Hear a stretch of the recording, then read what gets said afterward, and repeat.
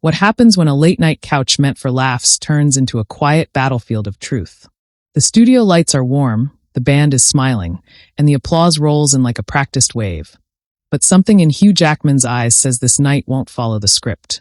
Before we go any further, if you love cinematic celebrity stories that pull you right into the moment, subscribe to the narration show right now, hit like, and drop a comment.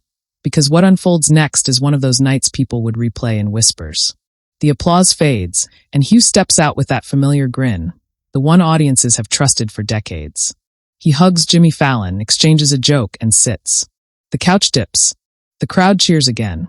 On the surface, it's safe. Comfortable. But inside Hugh's chest, something tightens. He's done the press tour smile too many times. He's answered the same questions, laughed at the same cues. Tonight, he promised himself he would be honest, or at least try. Jimmy leans forward, cue cards tucked away, voice light. "You're everywhere right now," he says, chuckling. "Movies, Broadway rumors, fitness. Do you ever sleep?" Laughter ripples through the audience. Hugh laughs too, but it lands a second late. "I sleep," he says. "Sometimes." The band hits a playful note. But Jimmy's eyes flicker, searching for the next beat, the next viral moment. The conversation glides through safe waters at first, training stories, musical mishaps, the physical toll of transformation. Hugh speaks with practiced warmth, but the words feel rehearsed even to him. Then Jimmy shifts casually, like he's tossing a pillow but aiming for the ribs. "There's been a lot of talk," he says, voice still smiling, "about you stepping away from certain roles.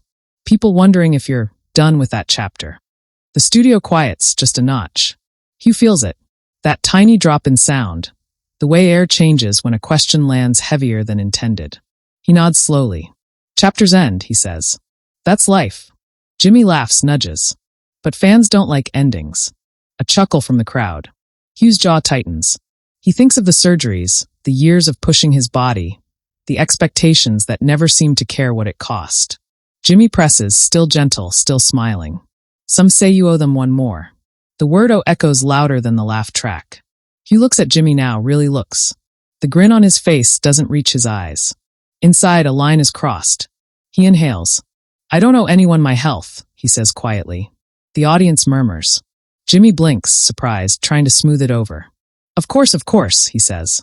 "I just mean," Hugh lifts a hand, polite but firm. "I know what you mean." His voice is calm, but there's steel under it. The band doesn't play. The silence stretches. Hugh feels the years of being agreeable, of being the good sport, slipping away. He's tired of jokes about pain he actually lived through. Jimmy shifts in his seat. "You've always been so positive," he says. "That's what people love." Hugh nods. "Positivity can be armor," he replies.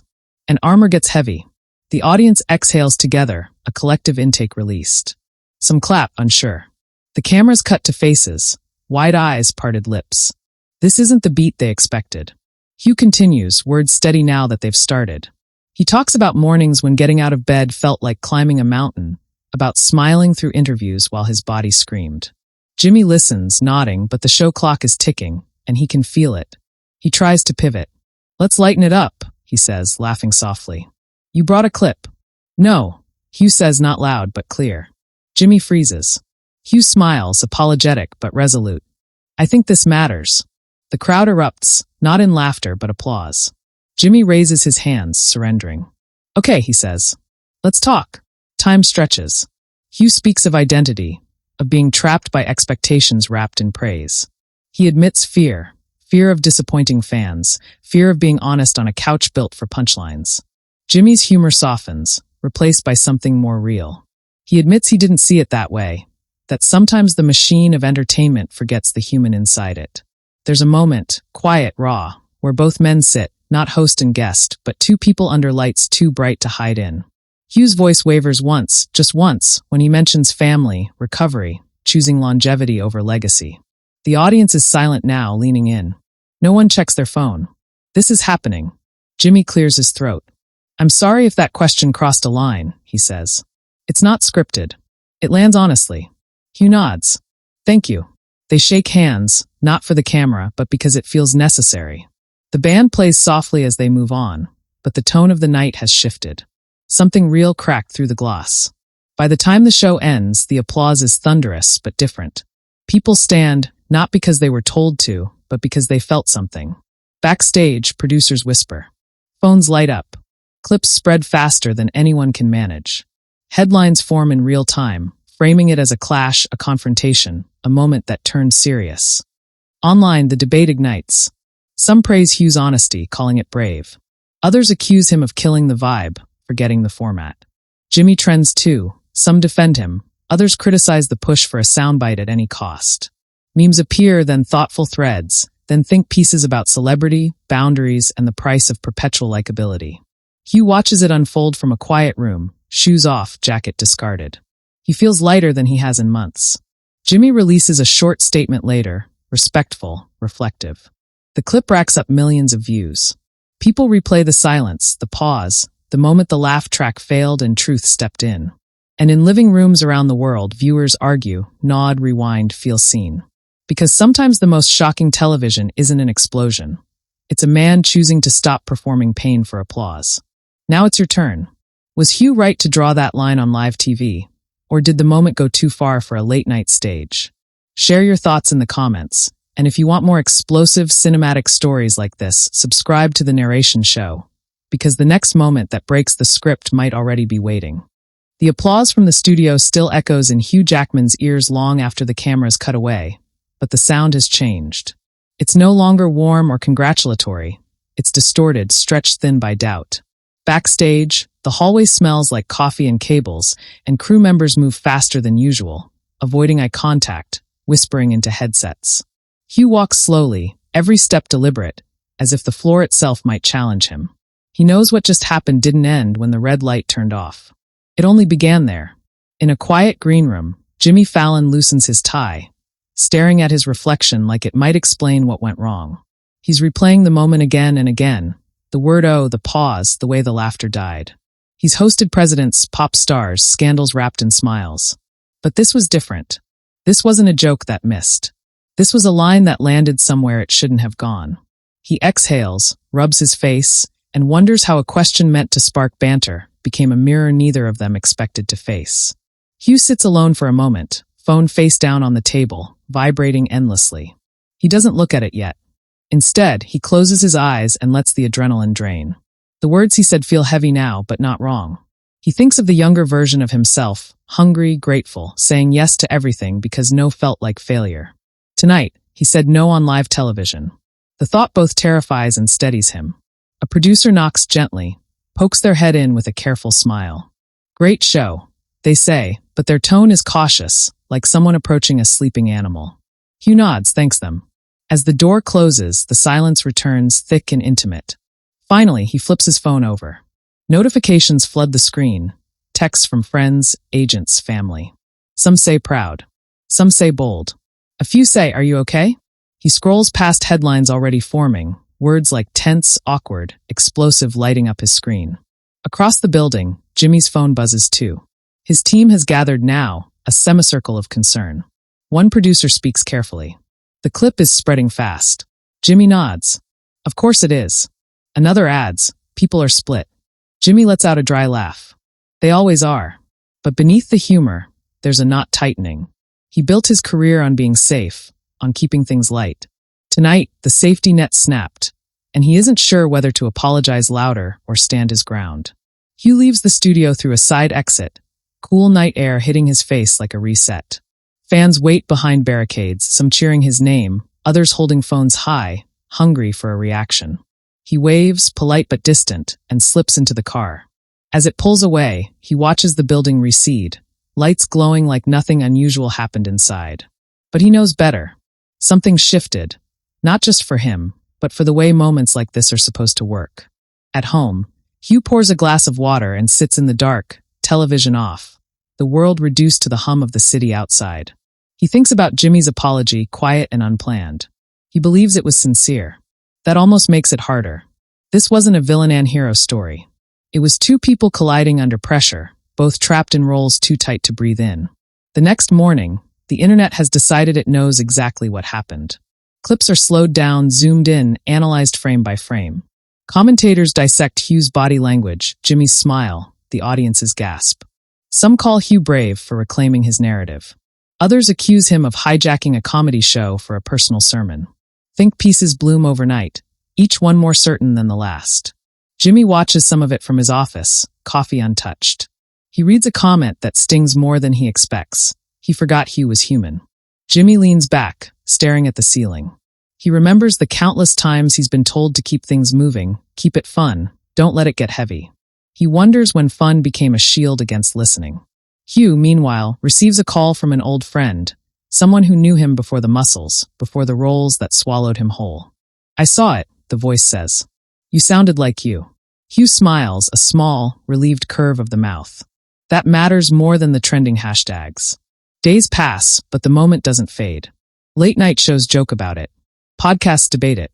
Viewers project their own exhaustion, their own boundaries, onto Hugh's words. The clash becomes a symbol, larger than either man intended. Hugh gives no interviews about it. Jimmy addresses it briefly on air, choosing his words with care, acknowledging that sometimes laughter needs to step aside for listening. When they finally speak again, it's off camera. A simple phone call. No audience. No band. Jimmy thanks Hugh for calling him out without cruelty. Hugh thanks Jimmy for hearing him even when it wasn't comfortable. They don't agree on everything, but they don't need to. The tension softens, replaced by something quieter. Respect earned the hard way. Yet the ripple continues. Other celebrities reference the moment cautiously. A few talk about burnout, about the pressure to be endlessly entertaining. Audiences start noticing when questions cross lines, when smiles hide fatigue. The couch doesn't feel as harmless anymore. It feels like a place where truth might ambush you if you're not careful.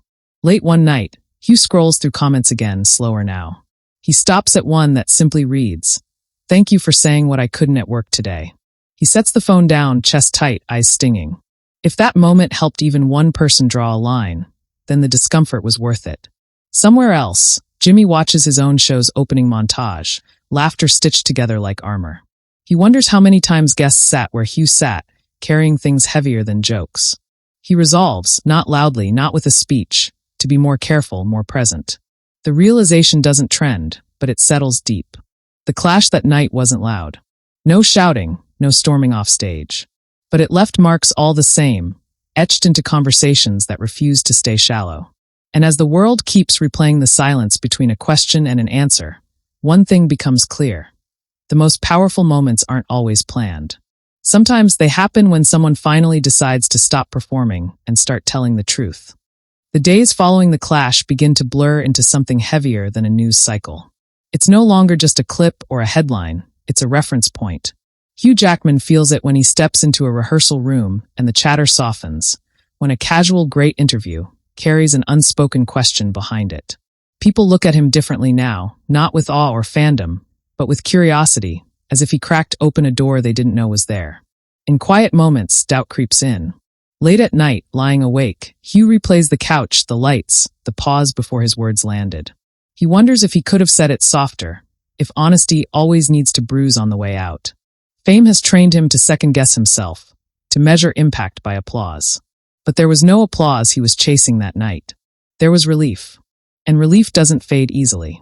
Across town, Jimmy Fallon feels the weight in a different way. The studio still laughs, the band still plays, but he notices the micro moments now. The half-second guests hesitate before answering, the way some eyes scan the room before they speak. He starts asking safer questions, then catches himself. Safe isn't the same as kind. He remembers Hugh's voice, calm but firm, and realizes how rarely someone challenges him without trying to win. Producers debate behind closed doors. Should they address moments like that more directly? Should they tighten control? Television loves predictability, but unpredictability is what people are talking about. The ratings bump confirms it. Discomfort keeps viewers watching longer than jokes sometimes do. That thought unsettles Jimmy. He doesn't want sincerity to become a gimmick. Meanwhile, the internet keeps pulling the moment apart. Body language experts claim Hugh's crossed arms meant years of suppressed anger. Others insist Jimmy's smile masked panic. None of them were there in Hugh's chest when he spoke, or in Jimmy's stomach when the room went quiet. Still, their voices pile up, rewriting the story in ways that feel both flattering and false. Hugh attends a charity event a week later, tuxedo sharp, smile returned. A journalist leans in during a photo op and whispers, "Any regrets?" Hugh pauses just long enough for cameras to click. "No," he says. It's not defiant. It's simple. The word follows him the rest of the night, echoing with surprising comfort. Privately, messages arrive from actors he barely knows. Some thank him. Some admit they've swallowed discomfort on talk shows, laughed at questions that cut too close because that's the deal. Hugh reads them slowly, feeling a responsibility he never asked for settle on his shoulders. He didn't mean to lead anything. He just meant to be honest once. Jimmy, too, starts getting messages, some supportive, some harsh. One stands out from a young host just starting out. How do you balance humor with humanity? Jimmy doesn't answer right away. The question feels bigger than advice. It feels like a reckoning he's still in the middle of. Weeks pass, and the story refuses to die. Another celebrity declines to answer a personal question on a different show, citing boundaries. The clip is instantly compared to Hugh's moment. Commentators call it a shift, a trend. Hugh watches it with mixed feelings. He never wanted a movement born from awkward silence, but here it is, breathing on its own. One evening, Hugh and Jimmy finally meet face to face, away from studios and schedules. No cameras, just a quiet restaurant, dim lights, anonymity bought by a corner table. The conversation starts cautiously, then deepens. They talk about exhaustion, about the invisible contracts fame writes for you. Jimmy admits the pressure to keep things light even when guests are clearly carrying weight. Hugh admits the fear of being labeled difficult for speaking up. There's no dramatic apology, no grand resolution. Just understanding. When they part, it's with a hug that lingers a second longer than usual, the kind that acknowledges shared discomfort survived. Still, the public doesn't see that moment. They only see the silence that started it all. And silence, once noticed, becomes impossible to ignore. Hugh steps back into work with a different posture. He says no more often. He speaks slower. He laughs when it's genuine. The armor is lighter now, even if it exposes old scars. Jimmy opens his next show with jokes as usual, but his eyes scan the room differently. He listens for the moments when laughter isn't the right response. The clash fades from trending lists, replaced by newer scandals, louder conflicts. But underneath, something has changed. Viewers are listening differently. Guests are bracing differently. The late-night couch no longer feels like a harmless stop. It feels like a place where truth might surface uninvited. And as Hugh watches another rerun of that clip late one night, volume low, he realizes the most unsettling part wasn't the question or the silence. It was the feeling afterward.